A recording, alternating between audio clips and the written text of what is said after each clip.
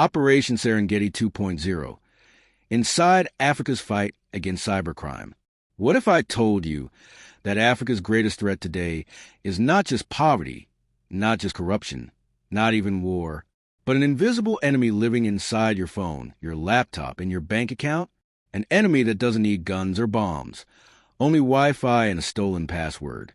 Welcome to Operation Serengeti 2.0, Africa's boldest war against cybercrime.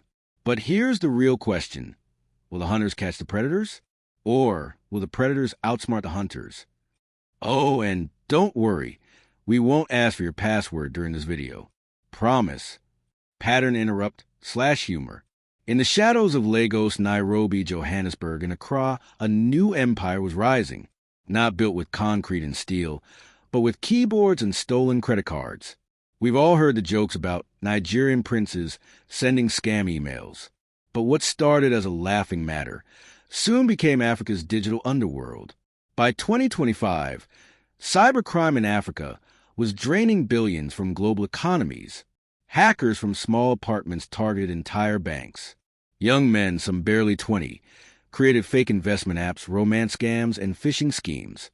For many, it wasn't just crime, it was survival. In places where jobs were scarce, the computer became both weapon and lifeline. Imagine this.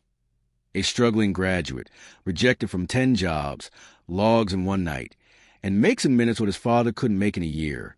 Would you walk away from that temptation? This is the moral battlefield where Africa's youth stood. But what happens when governments finally wake up? In 2024, Africa struck back.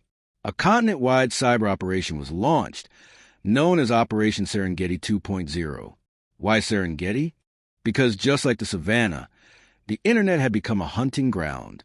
Predators and prey locked in an endless chase. This was no ordinary crackdown. Interpol, African Union agencies, and local police forces joined hands. Dozens of raids across Nigeria, Ghana, Kenya, and South Africa. Thousands of arrests.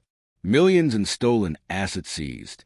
And for the first time, cybercriminals realized Africa was fighting back. Imagine a hacker typing one more scam email, and suddenly, boom, his Wi-Fi disconnects because the police just unplugged his router.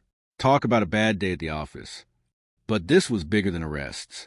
Serengeti 2.0 trained cyber experts. It created Africa's first digital watchdogs, young ethical hackers working for justice, not against it. Governments began investing in cybersecurity education. Some universities even offered degrees in ethical hacking. Yet, for every door that was locked, another window opened. Cybercriminals grew smarter. Instead of emails, they turned to deepfakes. Instead of fake princes, they created fake investment platforms with AI-generated CEOs. The battle had only just begun. And here's the chilling truth. What if the next big cyber attack doesn't just steal money but controls Africa's future?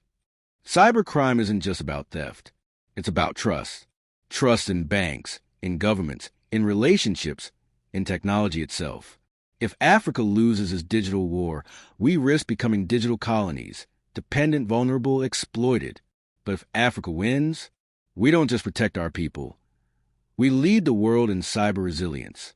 And here's the most powerful part. This fight is not just for governments or police. It's for you. Every young African who chooses coding over crime. Every student who reports a scam instead of falling for it. Every tech innovator building safe apps for the continent.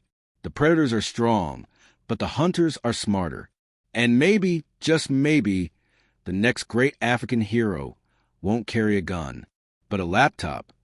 So yes, Mom, maybe your child spending hours on a computer isn't always a bad thing, as long as they're not asking strangers for Bitcoin. This is the story of Operation Serengeti 2.0, a fight where Africa's youth hold the front line, not on battlefields, but in cyberspace. The question now is, which side will you choose? Predator or protector? Because the next click you make could change Africa's destiny. If you believe Africa's future belongs to the hunters of justice, not the predators of greed, share the story. Subscribe for more untold African stories. And remember, our greatest weapon is knowledge.